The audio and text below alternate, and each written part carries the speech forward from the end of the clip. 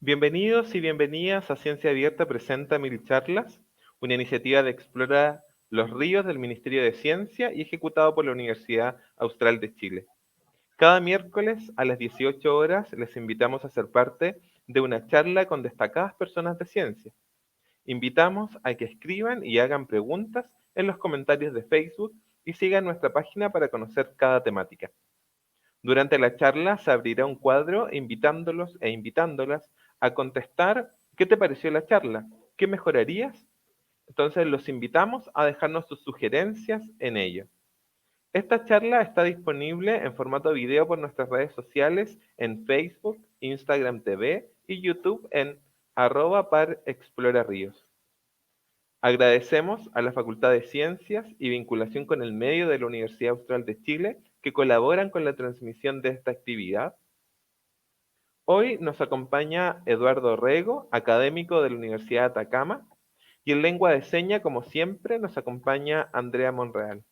La charla de hoy lleva como título Emoción y cognición, una dupla inseparable, así que invitamos a escuchar atentamente a Eduardo Rego y disfrutar de su charla Emoción y cognición, una dupla inseparable. Hola, buenas tardes. Bueno, muchas gracias, Sergio. Muchas gracias también, Andrea, por el trabajo de interpretación y felicitaciones por este Día Internacional también del intérprete o traductor de señas. Me disculpo si hay algún error en el concepto, pero felicitaciones. Bueno, como mencionó Sergio, ¿cierto? La charla se titula Cognición y emoción, una dupla inseparable, principalmente enfocado en entender que la evidencia científica sobre neurociencia, sobre todo lo que es la investigación respecto de la neurobiología, la neurofisiología, está dando cuenta de las nuevas herramientas, pero también de los cambios que hay que hacer en la forma en que se produce el proceso de enseñanza-aprendizaje para que de esa manera sí podamos garantizar un aprendizaje integral, un aprendizaje pleno, ¿cierto? Y también, ¿por qué no decirlo? Un aprendizaje alegre, feliz de parte de los pequeños.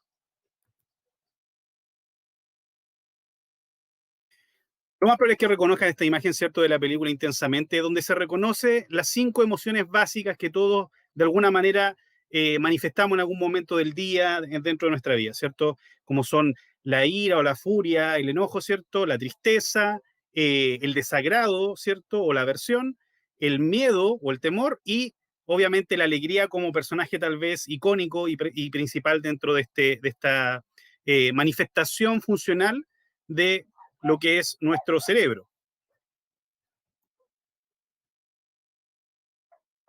Y obviamente es muy probable que ustedes hayan escuchado, por ejemplo, o hayan visto estas imágenes, ¿cierto? Donde hace alusión de que el hemisferio izquierdo de nuestro cerebro, ¿cierto?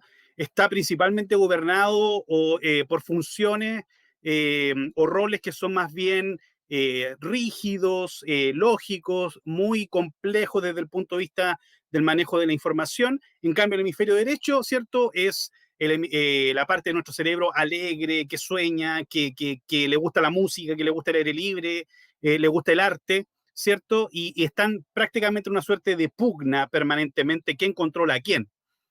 Lo que se también complementa un poco con la imagen a la izquierda, donde se ve, ¿cierto? Este forcejeo entre el cerebro, ¿cierto? La parte así como lógica, pensante, entre comillas, superior, y el corazón, que podría ser como el representante o el símbolo de nuestros sentimientos, de nuestras emociones, de lo que percibimos, ¿cierto? De cómo nos sentimos anímicamente.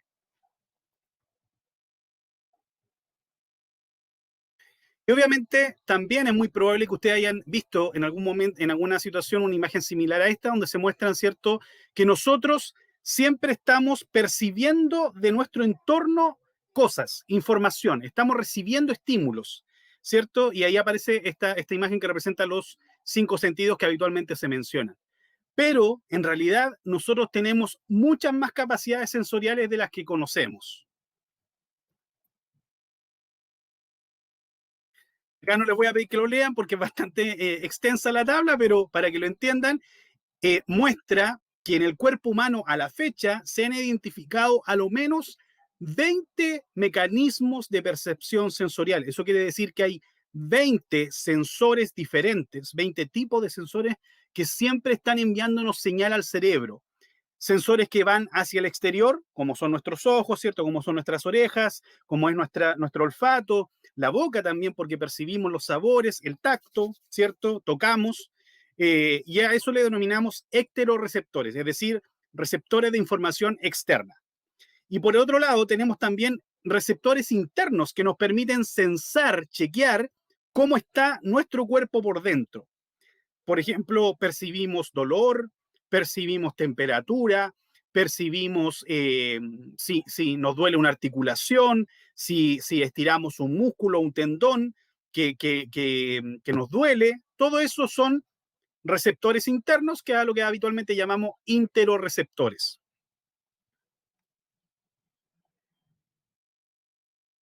Pero ¿cuánto de eso recibimos? Fíjense, esta imagen es súper importante.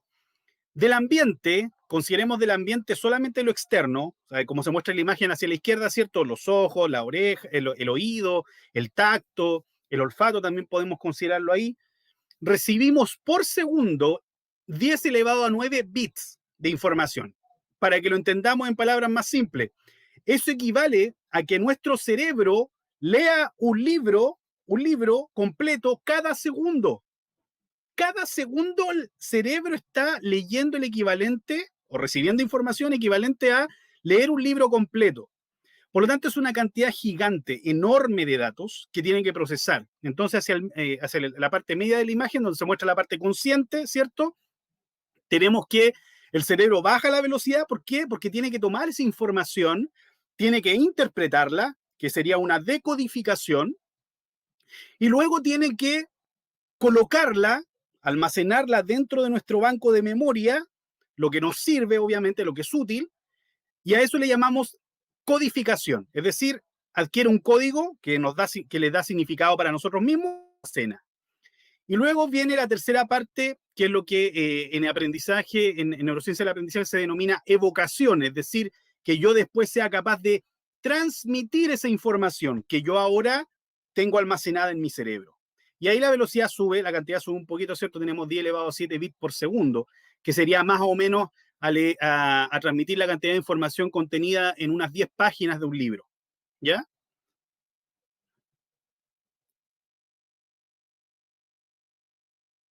Ahora, ¿cómo funciona nuestro cerebro? Si ustedes se fijan, acá se muestra la figura de lo que son las neuronas. No sé si ustedes han escuchado las neuronas, pero las neuronas son las células que forman nuestro cerebro. Nuestro cerebro tiene una cantidad gigante, gigante de neuronas. Tiene aproximadamente 80.000 millones de neuronas. 80.000 millones. Eso es más de 11 veces la población mundial actual. O sea, es una cantidad gigante. En nuestra cabeza hay el equivalente a 11 planetas Tierra de puras neuronas.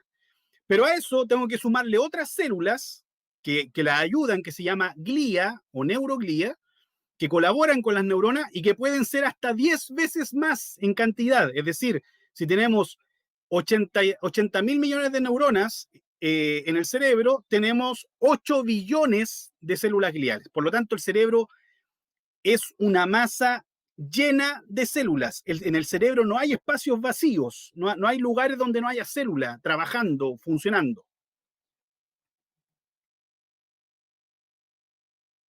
Este es el cerebro.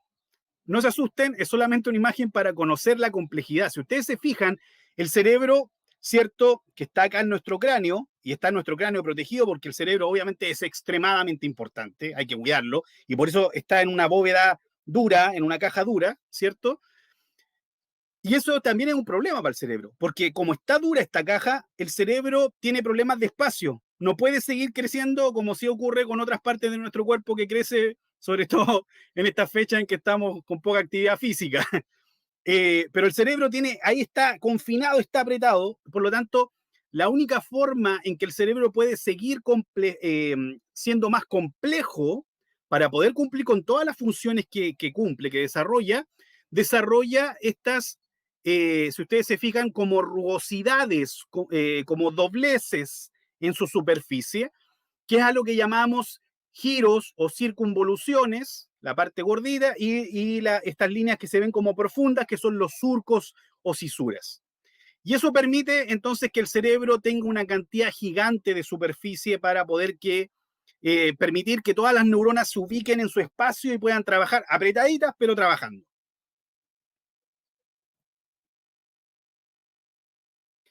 Ahora, estas neuronas que están en la superficie también tienen que conectarse entre ellas y tienen que conectarse con otras zonas. Si ustedes se fijan en esta imagen, en la parte, las dos fotografías superiores muestran cómo se generan las conexiones, los cables conectores entre diferentes partes del cerebro de un infante de 6 semanas, de un neonato de 6 semanas, y en la parte baja aparece la comparación con un adulto. Y esto da cuenta principalmente de que durante la parte temprana, digamos el periodo del neonato, de la infancia temprana, eh, el cerebro del niño, como está en pleno desarrollo, tira cables de conexiones para todos lados. ¿Para qué?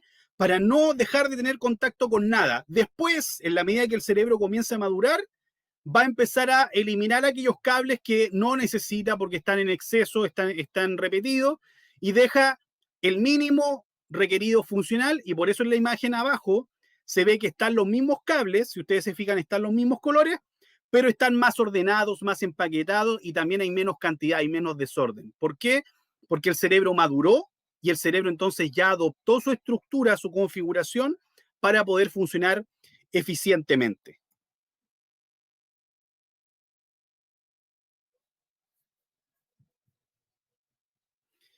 Ahora, algo súper importante que considerar. Como mostraba la imagen anterior, el cerebro del adulto está maduro, pero ¿cuándo entonces realmente el cerebro termina de madurar? Bueno, la imagen a la izquierda está mostrándonos un cerebro que tiene mucha coloración amarillenta, rojiza, naranja, ¿cierto? Y si ustedes se fijan al medio aparece una línea con flecha que dice 5. Eso quiere decir que esa es la edad aproximada de la persona a la cual le tomaron esa imagen, esa resonancia. Entonces ahí se ve que a los 5 años está preferentemente digamos, en color rojizo el cerebro, es una simulación, no es el color del cerebro real. Y después, a medida que avanza la edad, y baja a los 20 años, el cerebro, ¿cierto? La imagen entrega un color más azul, ¿cierto? De este cerebro. Y a la derecha, la imagen que es también complementaria, muestra lo mismo, muestra hacia la izquierda de la figura, ¿cierto? El cerebro en colores más amarillento, rojizo, naranjo, y hacia la derecha, el cerebro más de color azul y algunas tonalidades violácea y celeste. ¿Qué muestra el cambio de color? Muestra que el cerebro está madurando, es decir, se está especializando en desarrollar funciones. Y esto es súper importante. ¿Por qué? Porque muchas veces los profesores esperamos que los estudiantes se comporten de una manera en que su cerebro todavía no se los permite porque no está maduro. Y lo último que termina de madurar en el cerebro de nosotros es la parte que más le interesa a los profesores, que es el lóbulo frontal, la parte de adelante que hace que las personas estén tranquilas, estén enfocadas, estén prestando atención, tomen buenas decisiones. De hecho, a lo mejor ustedes en algún momento le escucharon al papá decir, oye, ya pues piensa, ¿cómo no pensáis? ¿Cómo no tomáis buenas decisiones? Si ya eres un adulto, ya eres grande. Pero hasta, sorpresa, el cerebro, según las investigaciones, termina de madurar entre los 24 y los 25 años. Así que en todo el periodo de la pubertad, entre los 11 y los 12 años y los 20 años que están entrando a la universidad, el cerebro lo único que quiere hacer, y lamentablemente es así, lo único que quiere es carretear, es pasarla bien. ¿Por qué? Porque hay otra parte de nuestro cerebro que está más cercano a la base del cráneo, a la conexión con la médula espinal, que se llama área tegmental ventral. No vamos a entrar en detalle, pero esta área, esta zona del cerebro, es la encargada de estimular la aventura, el interés por las cosas novedosas, por las cosas entretenidas, por el juego, las emociones fuertes. Y esa es la que nos tiene así descontrolados, desordenados. Es como que en el cerebro estuviéramos llenos de luces de año nuevo, todas ahí en ese espacio. Entonces hay luces, hay cortocircuitos por todos lados. Obviamente, en esa condición, el cerebro no puede tomar buenas decisiones. Y por eso es importante el rol del adulto como mediador, porque técnicamente hasta los 20 años más o menos son los adultos, somos los adultos quienes actuamos, por así decirlo, como una suerte de lóbulo frontal anexo, porque nosotros somos los que tenemos que dirigir, tenemos que orientar. Y esa orientación va a estar entregándole estímulos permanentes al cerebro en desarrollo, del niño, del joven, del adolescente, para que poco a poco comience a ordenarse este cerebro y estos cables que están todos desordenados, tirados para todos lados, como mostraba en la imagen anterior, se empiecen a ordenar, se empiecen a empaquetar y empiecen a eliminarse aquellos cables que ya no nos van a servir. Si nosotros no tenemos un buen rol como orientador, no esperemos magia y que después el cerebro de forma normal e instintiva se ordene, porque no ha recibido los estímulos. Y ahí es muy importante otra cosa, la emoción. ¿Por qué? Porque justamente una de las primeras partes que se desarrolla más tempranamente, valga la redundancia, es el hipocampo, que es una zona que está en el medio, por el medio del cerebro, que es responsable de la memoria de largo plazo, pero también es responsable de ayudarnos a procesar las emociones. Se estima que más o menos a los 7 años está maduro. Y eso yo tengo después que permitir que haga conexiones con mi corteza, con toda la corteza, pero sobre todo con el lóbulo frontal. ¿Para qué? Para que haya un buen procesamiento de la información.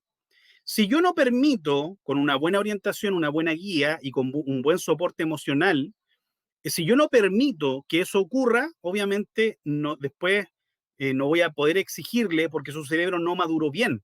Entonces, si yo tengo un niño o un estudiante en etapa escolar que, por ejemplo, está haciendo una tarea y de repente viene como que se desconecta y está volando, es normal. Se estima que el cerebro cada 8 a 15 minutos se desconecta del estímulo exterior y hace una introspección. ¿Qué quiere decir eso? Que le da vuelta a la información que maneja y después se vuelve a reconectar con lo exterior.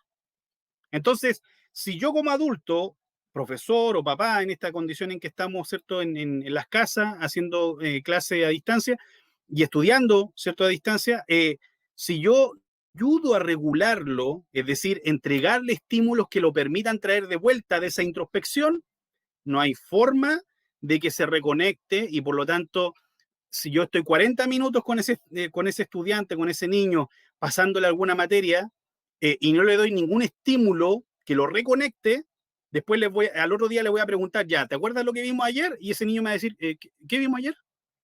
Y se va a olvidar. Y nosotros, pero ¿cómo tan flojo? ¿Cómo no te acuerdas de nada? Claro, no se va a acordar de nada. ¿Por qué? Porque no le estoy dando los estímulos pertinentes, adecuados, para que su cerebro ancle esa información, la asimile, ¿ya? Y de hecho, está muy de la mano con el tema de la creatividad, muy de la mano con el tema de la creatividad. De hecho, una de las redes responsables de los procesos creativos es la misma red responsable del procesamiento de las emociones y es la misma red responsable de favorecer el desarrollo de memoria de largo plazo, que es lo que todos esperamos los profesores, de que la información se le quede de por vida. Entonces, si yo no hago bien un trabajo de guía como profesor o como adulto, no solamente estoy afectando el aprendizaje formal, podríamos decirlo, ¿cierto? El aprendizaje de contenidos, sino que también estoy atentando contra otros procesos u otras manifestaciones de la capacidad del cerebro del niño, su creatividad y sus emociones de forma correcta, ¿ya? Entonces, no solamente voy a impactar en los estudios, en las calificaciones, voy a impactar también en cómo ese niño manifiesta y regula sus emociones, y también voy a impactar contra la posibilidad de que ese niño sea capaz de siempre estar estudiando, siempre estar aprendiendo, siempre estar creciendo profesionalmente, de ser innovador. Yo mismo estoy atentando contra eso. Y por eso es muy importante también el juego. ¿Por qué? Porque el juego permite hacer que más partes del cerebro se conecten para ayudar al aprendizaje. Si yo estoy sentado ahí, ya, escriban, y está escribiendo, el cerebro va a durar 10 minutos tomando atención y después se va a desconectar. Entonces, puede ser que la escritura sea mecánica. Y eso nos pasa a nosotros los adultos. Por ejemplo, si tomamos un libro y nos ponemos a leer un libro. Estamos leyendo el libro y de repente como que nos desconectamos, nos vamos. Y después tenemos que volver. Entonces, volvemos. ¿Por qué volvemos a conectarnos con la lectura? Nos volvemos a conectar porque el cerebro hizo introspección. Entonces al niño le pasa lo mismo, porque de hecho, mientras más chico, los periodos de desconexión, es decir, los periodos de introspección son más cortos. Se estima que entre los 2 y los 5 años, los periodos de atención no duran más de 3 minutos. Entre los 6 y los 10 años, los periodos de conexión no duran más de 5 o 6 minutos. Un adulto como nosotros puede durar aproximadamente 15 minutos conectado, pero si el tema es de interés, porque si el tema no es de interés, yo a los 10 minutos me voy a desconectar y de ahí no hay forma que me desconecte. Perdón, que me reconecte con lo que están hablando, sino que me voy a volar y me voy a ir a hacer otras cosas en la mente. Voy a estar pensando en la película, voy a estar pensando en un partido, voy a estar pensando en un concierto, lo que sea, pero no voy a estar conectado con lo que estoy estudiando, lo que estoy leyendo. Y es súper importante entonces, en ese sentido, tener presente que necesitamos continuamente estar entregándole una señal, un estímulo, así como un vuelve, hay un chasquido a los dedos al cerebro, pero un chasquido que sea estimulante, no un llamado a atención, sino encantarlos, reencantar al cerebro.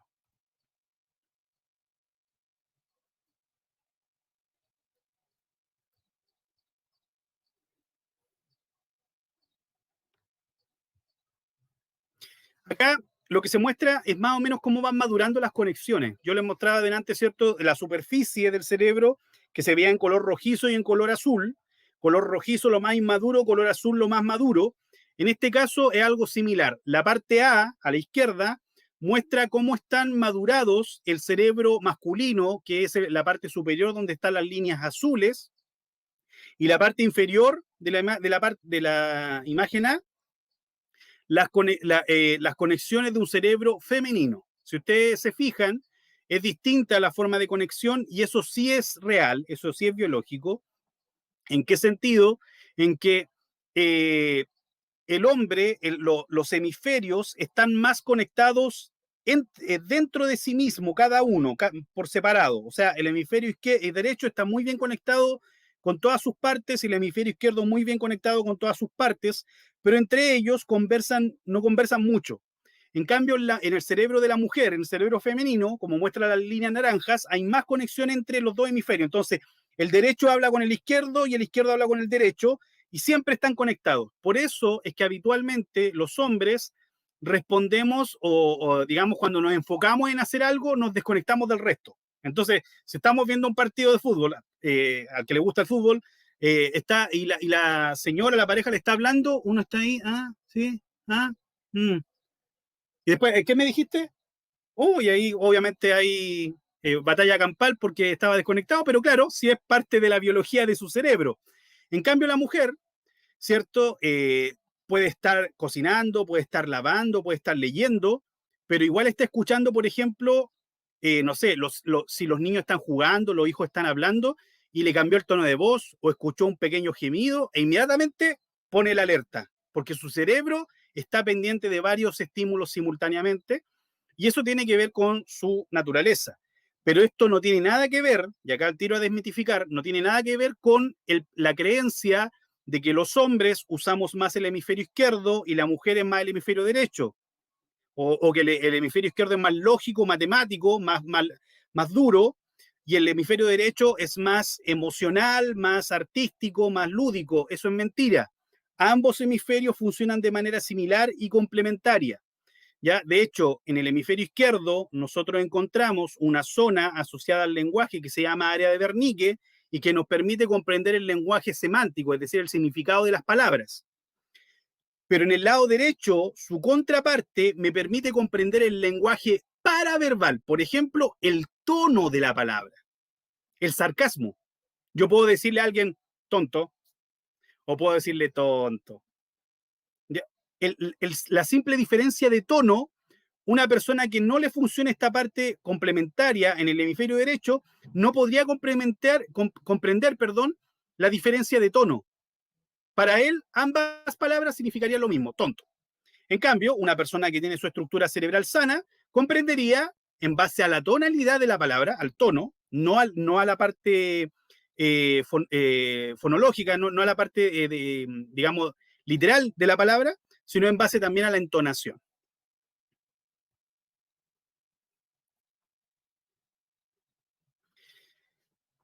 Acá una imagen un poquito compleja, pero es para demostrarle lo que yo les decía, la compleja red que hay dentro del cerebro, ¿cierto? Que tiene que ver con las conexiones que hay entre lo que se denomina sistema límbico, que es la parte que le llaman habitualmente la parte del cerebro encargada de las emociones, que es mucho más compleja de lo que se creía antes. No solamente está involucrada la amígdala, que aparece en la parte baja, también está involucrada la parte del hipocampo, está involucrado incluso también parte del lóbulo frontal. ¿Por qué? Porque me permite comprender, procesar las emociones. Entonces, en el lóbulo frontal también encuentro la función ejecutiva, también encuentro parte de la memoria a largo plazo. Entonces, siempre el cerebro está conectado con todo y entre todos.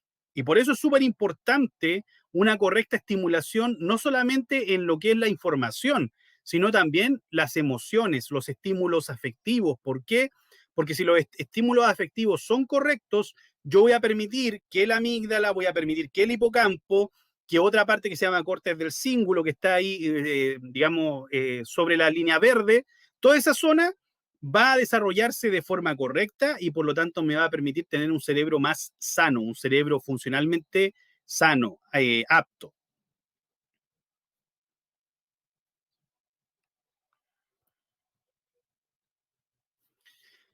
Y acá quiero mostrarle algo que es súper importante, que es la creatividad y que está relacionada directamente con las emociones y con la capacidad de aprender nuevas cosas. En la parte alta, donde se muestran estos dos semicírculos, se representan todas las conexiones que se generaron cuando a niños de 10 años se les sometió a unas pruebas en donde se les pedía que a un objeto cualquiera ellos le asignaran funciones totalmente novedosas, que es una forma de medir la creatividad. Entonces vieron que aquellos niños que daban respuestas más novedosas, que es estos dos semicírculos que están con líneas rojas a la izquierda, en la parte alta de la imagen, tenían muchas conexiones, sobre todo con el sistema límbico. Y, oh, sorpresa, sistema límbico, emoción. Entonces, ¿qué nos dice eso? Que la creatividad, la capacidad de analizar la información, la capacidad de buscar solución a los problemas, que también es una característica de la creatividad, está directamente relacionada con las emociones. Está directamente relacionada con las emociones. Si yo no potencio las emociones de forma correcta, de forma positiva, si yo no fortalezco los vínculos afectivos con los niños, si yo no los felicito continuamente, si no los estimulo a seguir trabajando, a seguir buscando, seguir pensando, jamás decirle, no, tú no puedes, no sabes que no tenés dedos para el piano, ocúpate de otra cosa, o no, sabes que claramente tú no tienes habilidades, no sé, trató de dibujar un perro y le salió una figura que más parece una caja, o trató de dibujar el rostro de la mamá y la verdad es que se parece, tiene la imagen de un bicho, no se asemeja. No lo critiquemos bajo la perspectiva del adulto, pensemos que ese cerebro está en pleno desarrollo y potenciémoslo siempre. Que bien, genial, sigue mejorando, sigue practicando, porque eso va a permitir que estas redes, que son claves para el aprendizaje, para la resolución de problemas, para la creatividad, se van a desarrollar más fuerte, se van a desarrollar de forma sana y por lo tanto voy a tener futuros o potenciales adultos con muchas mejores capacidades para poder desarrollarse como seres humanos. En cambio, si yo no hago eso, ¿qué pasa? Lo que me muestra el lado derecho de la imagen en los dos círculos. Se van a mandar conexiones para todos lados. ¿Por qué? Porque el cerebro va a estar colapsado buscando soluciones, buscando alternativas, pero no va a lograr llegar nunca. Entonces, por ejemplo, en este experimento al niño le decían, eh, dame una función alternativa de un calcetín. Entonces un niño con baja creatividad diría, me lo pongo de guante. Ya, sí, te lo puedo poner de guante, pero tampoco es algo muy creativo. Pero otro más creativo puede decir, no, sabes que yo lo uso de billetera porque adentro escondo las monedas que me da mi mamá, las enrollo y me las guardo. Ah, un poquito más elaborada la respuesta. Y eso tiene que ver con la retroalimentación, con el feedback que el adulto le da al niño.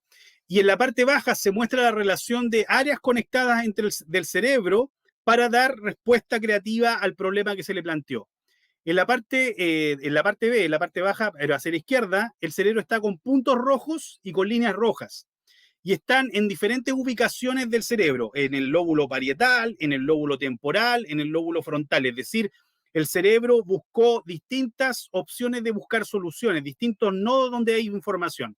En cambio, en la parte de la derecha, donde están las líneas celestes y los puntos más celeste oscuro, están todos casi ubicados en la misma franja del cerebro, en la zona entre el parietal y el temporal, pero muy, muy poca superficie horizontal del cerebro. Por lo tanto, tiene mucho menos espacio por donde encontrar soluciones novedosas y por lo tanto podríamos decir que ese niño tiene menos capacidad creativa que el niño que está a la izquierda con el cerebro con líneas rojitas, donde hay mucha más conexión entre diferentes zonas del cerebro buscando soluciones.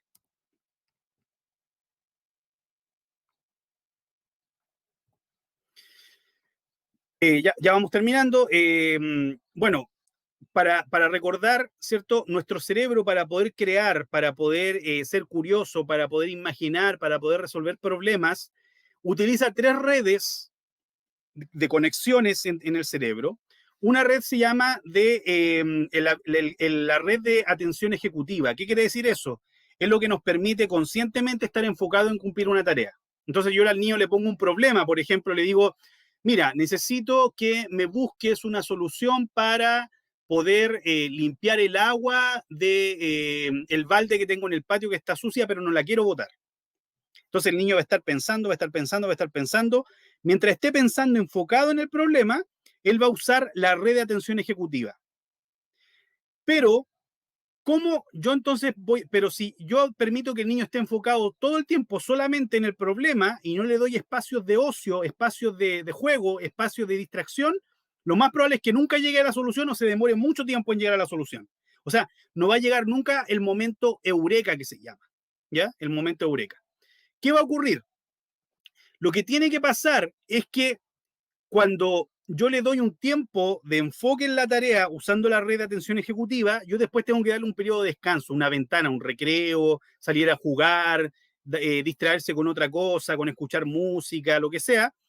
Yo voy a permitir que otra red, que se llama red de default o red de descarte, se ocupe mientras está distraído, mientras está descansando, mientras no está enfocado en resolver el problema. De forma inconsciente, esta red va a estar buscando información de todas las partes del cerebro, y además va a estar buscando información del ambiente. Cualquier dato extra que ingrese de modo inconsciente y que sirva para crear una solución, esta red de default o de descarte va a tomar esa información y la va a asimilar. Y si esa información cuadra con una solución potencial para el problema que yo le planteo, si sirve como solución, se va a producir lo que llamamos el momento eureka. No sé si ustedes se acuerdan de Arquímedes, cuando un rey de Siracusa le dio la tarea de descubrir si la corona que le habían hecho de oro era de oro macizo completo o lo habían engañado. ¿Y a él cuándo se le ocurrió la solución? No sé si ustedes saben, pero a él no se le ocurrió la solución mientras estaba pensando en el problema, sino que estaba tan cansado de pensar en el problema que él se fue a dar un baño. Entonces, ¿qué pasó? Llenó la tina con agua, se fue a meter a la tina y cuando se metió a la tina se dio cuenta que se rebalsó el agua y se salió. Y ahí vino su momento eureka. ¿Por qué? Porque pensó, claro, el oro tiene una característica X, si no es de oro tiene otra característica, si yo lo meto en un recipiente con agua, va a pasar lo mismo que me pasó a mí en la bañera. Y ahí ese es el momento eureka. Pero ¿cuándo le ocurrió el momento eureka a Arquímedes? No cuando estaba pensando en la solución del problema, sino cuando se distrajo, se fue a dar un baño. Entonces yo necesito cada cierto tiempo al niño, cuando está estudiando, de hecho, él está enfrentado a problemas y tiene que buscar soluciones, que es el aprender. Entonces, ¿qué tengo que hacer yo? Darles momentos de descanso. Cada 15 minutos darle un recreo de unos 2 minutos, 5 minutos. ¿Para qué? Para que haya ese momento eureka. Y entonces yo cuando vuelva del recreo, le planteo al tiro un problema, una pregunta que le permita afianzar lo que estuvimos estudiando previamente.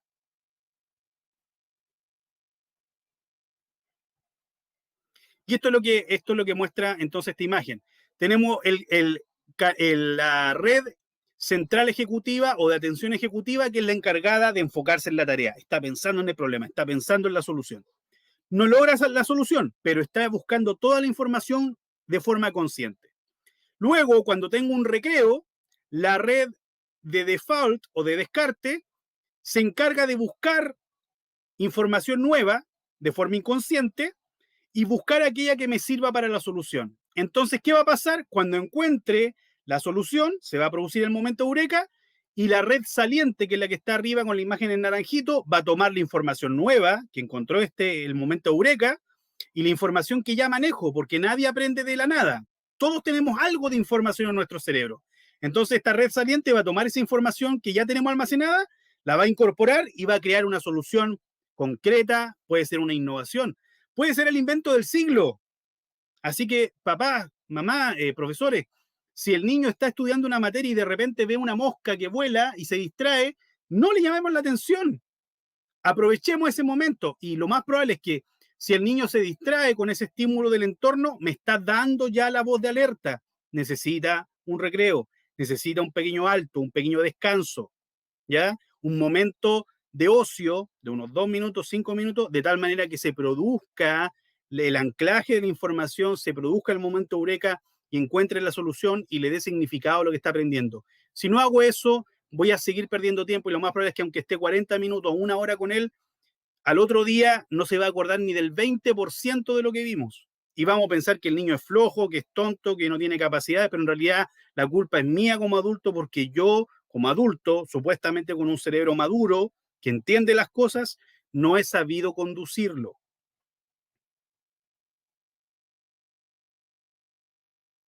Ya vamos a ir terminando. Acá una imagen principalmente artística, ¿cierto? Una simulación por computadora de cómo son nuestras neuronas. Si se fijan, son células bastante particulares, bastante especiales, ya que tienen muchas proyecciones y eso habla de las conexiones. Yo les decía al inicio de la exposición, ¿cierto? Que tenemos 80.000 millones de neuronas. Bueno, consideren que dentro del cerebro una neurona puede llegar a tener hasta 10.000 conexiones. O sea, hacer sinapsis, hacer conexión con 10.000 células más, 10.000 neuronas. Eso significa que si tengo 80.000 millones de neuronas en el cerebro y cada una puede hacer 10.000 conexiones más, voy a estar llegando a los 80 billones de conexiones, o sea, una cantidad gigante. Por eso es que el cerebro es tan complejo, pero a la vez es tan maravilloso eh, de conocer. Ya vemos, ¿cierto? Una imagen de estas neuronas ampliadas y más juntitas. Si ustedes se fijan, son muchas, tienen muchas ramificaciones, muchas conexiones.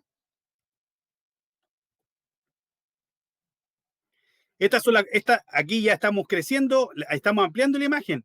Estas son las conexiones que van desde la base del cerebro hacia los dos hemisferios. ¿Ya? Hacia los dos hemisferios. Y ahí tenemos una imagen del cerebro completa.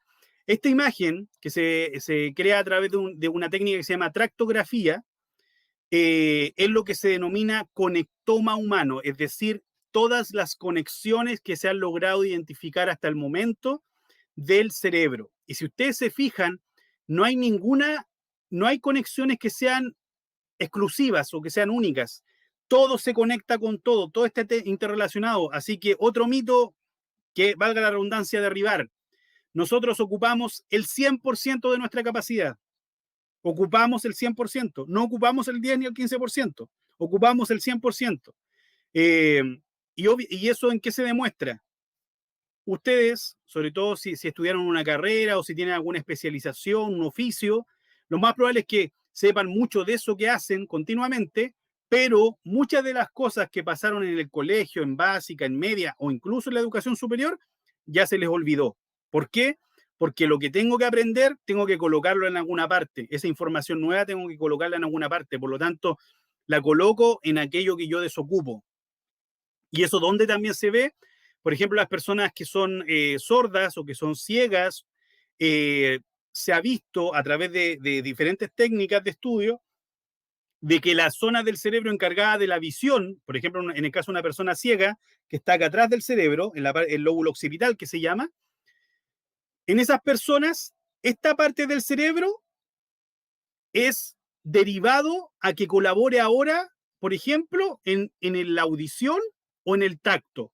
Por eso es que vemos que las personas que son ciegas habitualmente tienen tacto mucho más sensible y tienen un oído mucho más agudo, porque su cerebro, la función que antes ocupaba para la visión, como ya no la ocupa porque está ciego, entonces se la entrega para que colabore con otro sentido, con otro mecanismo de percepción sensorial. Y en el caso de las personas que son sordas también pasa lo mismo. Pueden tener una mejor especialización a nivel mecánico, por eso es que también se ve que muchas veces, y hay unos experimentos muy buenos que están mostrando que a través de sensores, de transmisores de vibración, las personas sordas pueden llegar a escuchar, entre comillas, música. ¿Por qué? Porque su cuerpo está tan sensibilizado para la parte táctil que son capaces de percibir las vibraciones que producen las notas distintas, ¿cierto? A través de un transductor de señales, y eso le permite, por ejemplo, puede tocar un teclado, puede tocar una batería y sentir, de alguna manera, el sonido que está emitiendo ese instrumento musical.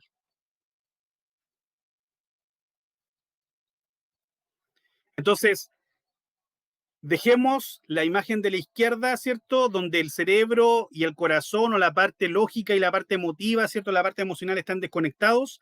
Dejemos de lado esa imagen y enfoquémonos, como muestra la imagen a la derecha, en que la parte lógica, la parte más, por así decirlo, formal o seria, se conecte con la parte emocional, ¿cierto? Sean colaborativos, porque sí o sí de esa manera vamos a lograr que los niños, los estudiantes aprendan más, aprendan mejor y aprendan felices. Algunas referencias solamente para que ustedes las puedan conocer. Después, obviamente, esto ustedes van a poder acceder para que las puedan estudiar.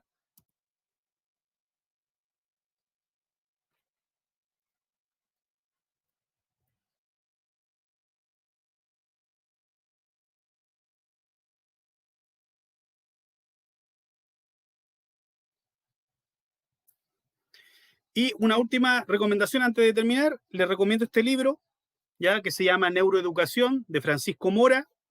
Solo se puede aprender aquello que se ama. Un muy buen texto, muy claro, muy sencillo, su lenguaje es de un referente mundial en neuroeducación, en neurociencia, pero que sin duda es tal vez una de las mejores herramientas que pueden tener para comprender realmente cómo funciona el cerebro y cómo con esa herramienta, con ese nuevo conocimiento sobre neurociencia, podemos mejorar la educación realmente. Muchas gracias. Muchas gracias a ti, Eduardo, por la excelente presentación. Estamos súper contentos, obviamente, de haber contado contigo y con un tema súper interesante que yo creo que tanto como tú mencionabas, a los profesores, profesoras, pero en este caso a muchos de los papás que están en casa, obviamente les llama la atención frente al proceso de aprendizaje que han tenido que estar también dirigiendo y vinculándose en forma muy, obviamente, fuerte durante este periodo. Así que algo muy atingente. Tenemos algunas preguntas que obviamente han ido surgiendo a través de nuestras redes sociales, entonces las vamos a ir acá dialogando entre nosotros. Por ejemplo, tenemos una de Karen Fernández que nos ¿Ya? pregunta cómo estimular en el aprendizaje esta conexión y el cerebro. Me imagino que está en el contexto de cuando tú nos comentabas que obviamente hay que ir creando, se va madurando el cerebro y se van generando todas estas redes, esta conexión, ¿cierto? ¿Cómo obviamente podemos estimularla? Una de ellas tú nos decías que es el juego o las pausas, pero ¿qué Correcto. otras acciones más se pueden Bueno, ir generando para estimular eso? la actividad física es muy importante. De hecho, hay estudios que demuestran que, por ejemplo, estudiantes que hacen deporte o actividad física de forma regular tienen rendimiento académico que puede ser entre un 30 y un 50% superior al de estudiantes sedentarios. Primero, la alimentación, súper importante. Los pescados o los alimentos de origen marino en general aportan con lípidos, con grasas, que son críticas para el buen desarrollo del cerebro. Eh, ¿Eso qué implica? que las neuronas, ¿cierto?, van a poder desarrollarse de forma correcta, su estructura, no vamos a andar en eso porque es más complejo, pero su estructura celular, molecular, va a estar como, podríamos decir, idealmente debería ser. Si no tenemos una buena alimentación, consumiendo pescados, consumiendo mariscos, consumiendo frutas idealmente, ¿cierto?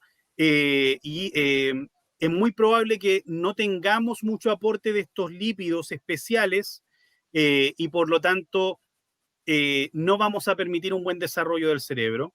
Además de que hay una directa correlación, y ahora se sabe, una conexión directa entre el sistema digestivo y el cerebro.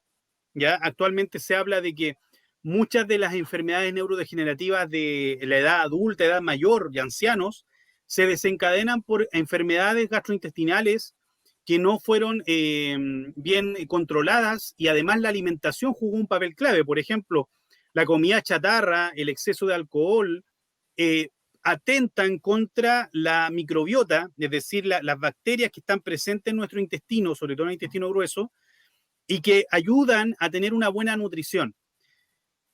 Eh, el consumo de vegetales, de carnes magras, sobre todo carne de pescado, carne de marisco, ayuda, por el contrario, a que esa microbiota esté sanita, sea positiva, sea buena.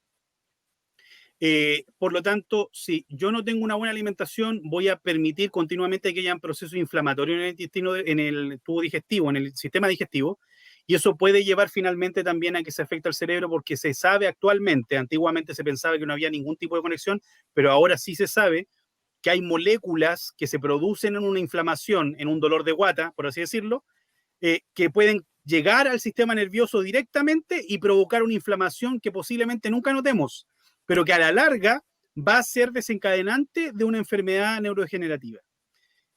Obviamente el tema afectivo, ¿por qué? Ya estamos, digamos, sobre todo las comunas o las ciudades que estamos en cuarentena total, estamos en una situación de enclaustramiento que implica que no hay mucha conexión social, ¿ya? No solamente hay aislamiento físico, sino que muchas veces se produce también aislamiento social. En ese aislamiento social, lo que ocurre es que el cerebro está en un continuo estado de estrés, distrés más bien dicho, porque es un estrés negativo. Cuando yo estoy en un estado de estrés negativo continuo, provoco permanentemente la producción de cortisol, la hormona del estrés, que regularmente nosotros la producimos, porque nos ayuda, por ejemplo, a eso entre las 6 y las 8 de la mañana nos ayuda a despertarnos y a entrar en vigilia, a salir del sueño. Pero si estamos continuamente en un estado de estrés, no baja el cortisol, porque de hecho en este horario el cortisol ya debería ir a la baja, debería ir súper a la baja. Pero si yo estoy continuamente estresado, y los niños también se pueden estresar, obviamente, porque el papá lo retó, porque la mamá le llamó la atención, porque no se comió la comida, cualquier cosa, le dijo no sé, alguna grosería que lamentablemente ocurre, o utilizó algún concepto negativo, ¿ya?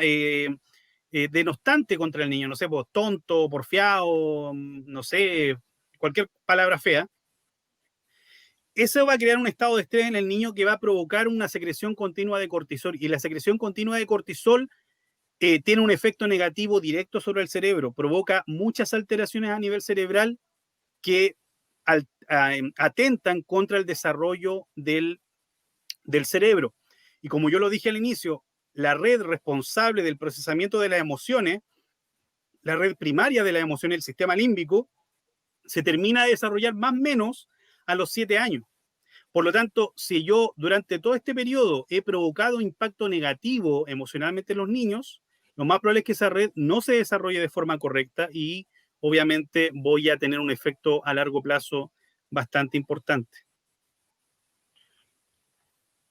Hay muchos factores, ¿cierto, Eduardo, por lo que nos comentabas, que involucran y ayudan, estimulan este proceso, como tú nos acabas de mencionar y también obviamente pudimos observar en la charla. Mira, tenemos otra pregunta de parte de Florencia Pinto, y yo creo que se enlaza con la red de descarte y pregunta si es lo mismo que la red por defecto.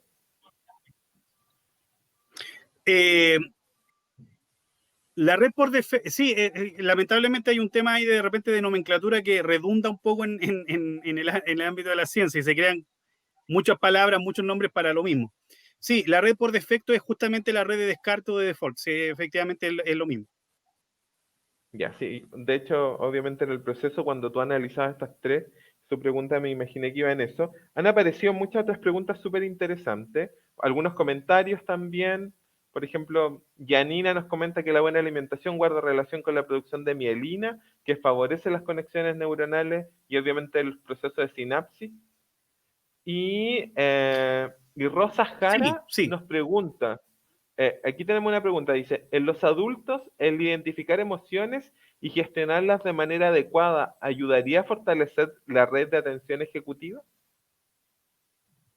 Podría ayudar, sí, efectivamente podría ayudar, aunque si es adulto, el impacto que tenga posiblemente no sea el esperado, o sea, no voy a modificar la condición de forma absoluta, puedo mejorarla, pero posiblemente no la mejore completamente porque ya su sistema límbico, que muchos le llaman también el cerebro reptiliano, este cerebro, entre comillas, primitivo, ya está muy desarrollado. De hecho, durante el periodo de la adolescencia, esta parte del cerebro, el sistema límbico, el área tegmental ventral, el córtex del cíngulo, el hipocampo, la amígdala, se desarrollan súper rápidamente.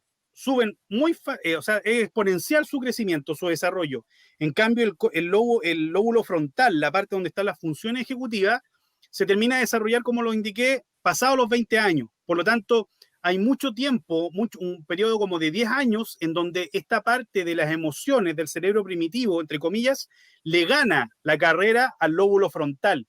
Y eso determina entonces que tengamos jóvenes que sean fácilmente influenciables personas que sean fácilmente influenciables durante la adolescencia. Por eso entonces vemos que los jóvenes es mucho más fácil orientarlos a que entren en el mundo de la delincuencia. ¿Por qué? Porque como no tienen un buen interlocutor adulto que los oriente de forma positiva, va a llegar cualquier persona que tenga una imagen prominente, una imagen dominante, y por lo tanto él va a actuar como el interlocutor que necesita y lo va a mal orientar porque su parte emocional está madura, ya está desarrollada, pero la parte del cerebro encargada de la función ejecutiva, es decir, de ser consciente, de tomar buenas decisiones, todavía está en fase de maduración. Y ahí yo estoy al tiro aprovechándome de que esta parte, la parte instintiva, la parte emocional, la parte visceral, está así bien desarrollada y responde muy rápido y casi de forma refleja a los estímulos en vez de pensar, de ser consciente, de analizar las cosas, tomarse su tiempo para tomar buenas decisiones. Muy bien, súper completo, Eduardo. Mira, tenemos, yo creo que va a ser una de las últimas preguntas, obviamente por el tiempo, y para ir Sí, acotando. Tenemos una pregunta de Gabriela Vera. Obviamente, cuando tú mencionabas que una de las áreas de estímulo para, obviamente, un buen desarrollo cerebral estaba en la educación, la actividad física, la alimentación, también, obviamente, el trato y una serie de otros factores. Entonces, ella nos pregunta, ¿qué pasa entonces con los jóvenes y niños que son veganos en el funcionamiento cerebral? a ver, la recomendación con los niños que son veganos o los niños que van a iniciar la práctica del veganismo, la recomendación es que asistan a un nutriólogo, ¿ya? A un médico nutriólogo, ojalá lo vea también un endocrinólogo. ¿Por qué? Porque hay nutrientes que eh, son prácticamente exclusivos de origen animal. Por ejemplo, los ácidos grasos de tipo ácido doxohexanoico, que esto llamado omega 3, omega 6, que si ustedes posiblemente lo han escuchado, que están presentes en el pescado. Durante mucho tiempo o durante algún tiempo se habló de que la chía, por ejemplo, que es un alimento de origen vegetal, tenía este tipo de ácidos grasos, pero se descubrió que la estructura química de estos ácidos grasos, con cierto nivel de consumo, puede generar un efecto tóxico, ¿ya? Por lo tanto, mi recomendación es que si hay un niño, un joven que va a iniciarse en el veganismo, que digamos es como la versión más extrema del vegetarianismo, lo haga bajo la orientación, bajo la supervisión de un nutriólogo o de un endocrinólogo que le dé recomendaciones confiables respecto de cómo llevar una buena alimentación, de tal manera de no afectar su buen desarrollo a nivel cerebral. Claro, hay que tomar ahí todas las precauciones Sí, y sí, sí. asesorarse obviamente por todos los Exacto, profesionales exacto, del área, exacto. pero sabemos que obviamente hay factores que son súper relevantes que se tendrían que sustituir de alguna manera para un buen desarrollo. Bien, Sí, pero ahora sí que es la absolutamente. última pregunta porque han surgido muchos comentarios, está súper interesante, de Paola Báez. Dice, ¿existen evidencias científicas que vinculen la conexión emocional entre los profesores y estudiantes con un mejor aprendizaje? Eh, a ver, me resulta un poco enredada la pregunta, porque conexión emocional no quiero plantearla así en un sentido metafísico. No es que haya una suerte de lazo metafísico, trascendental, pero sin duda la forma en que no solamente en el aspecto semántico, en lo declarativo, es decir, en la cantidad de información que el profesor maneja, sino también en las memorias implícitas, en lo que son las actitudes, las acciones, en el lenguaje paraverbal que utiliza el docente, hay impacto sobre el buen desarrollo y el buen aprendizaje de los niños, sin duda. O sea, y eso también tiene que ver mucho con el mostrarse uno como profesor, también como persona. No volverse amigo de los estudiantes, porque se entiende que hay un rol que hay que asumir y hay que separar aguas. Lo mismo pasa con el papá, la mamá y los hijos. O sea, uno tiene que separar aguas y ser el adulto que dirige y que orienta, pero mostrarse como persona y también manifestarle, por ejemplo, cuando estoy triste, cuando estoy molesto, cuando estoy desanimado, cuando me siento alegre, porque de esa manera yo también le enseño al niño a reconocer, al estudiante le enseño a reconocer emociones y a manifestarlas, ¿ya? Y en la medida que yo las manifiesto, también genero y logro que el niño comience a desarrollar la empatía, que es parte clave también del aprendizaje social. ¿Por qué? Porque nosotros somos seres gregarios y les gusta o no a los profesores, técnicamente al cerebro, una de sus dos funciones básicas naturales es sobrevivir. Y para sobrevivir necesitamos del otro, necesitamos de la comunidad, no podemos sobrevivir solos. ¿Ya? Entonces, si yo no me relaciono de forma correcta, de forma sana con el otro, no voy a sobrevivir. Ahora, actualmente la sobrevivencia tiene que ver con el tener buenas notas, lograr una profesión posiblemente, tener que la gente tenga una buena opinión, una buena imagen mía, ¿cierto? Más que ser fuerte, poder matar a un tigre de dientes de sable como ocurría en la antigüedad o poder cazar un mamut. Ahora vamos al supermercado.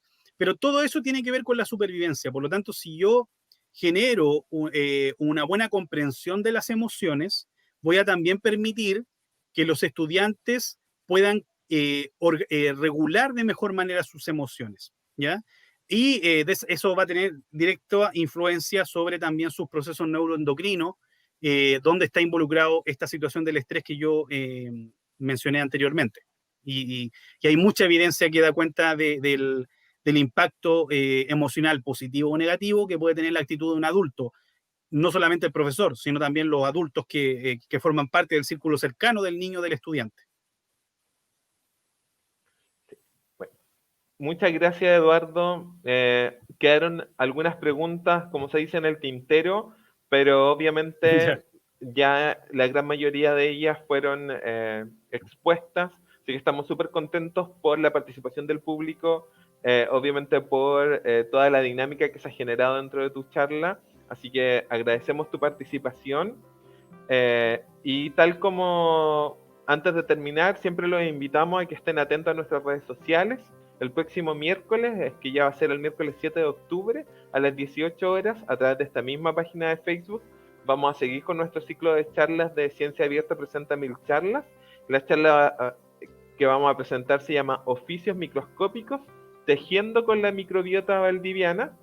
Así que queremos invitarlo a estar atento. También queremos darle un cariñoso saludo a Andrea Monreal, un aplauso en lengua de señas, porque hoy día es el Día Internacional del Intérprete de Lengua de Señas, así que agradecemos, tal como lo hizo Eduardo al principio, obviamente poder contar con Andrea en cada una de nuestras charlas y vincularnos obviamente a una comunidad que, tal como decías tú, obviamente desarrolla su acción cerebral de otra manera, pero que aprende y se nutre de esto, así que para nosotros es clave el contar contigo cada una de estas semanas. Así que, tal como les comentaba, los invitamos siempre a estar atentos a Ciencia Abierta presenta 1000 charlas, una iniciativa de Explora los Ríos del Ministerio de Ciencia y ejecutado por la Universidad Austral de Chile. Agradecemos nuevamente a Eduardo Orrego de la Universidad de Atacama por su participación y nos vemos el próximo miércoles en Ciencia Abierta presenta 1000 charlas. Chao, chao.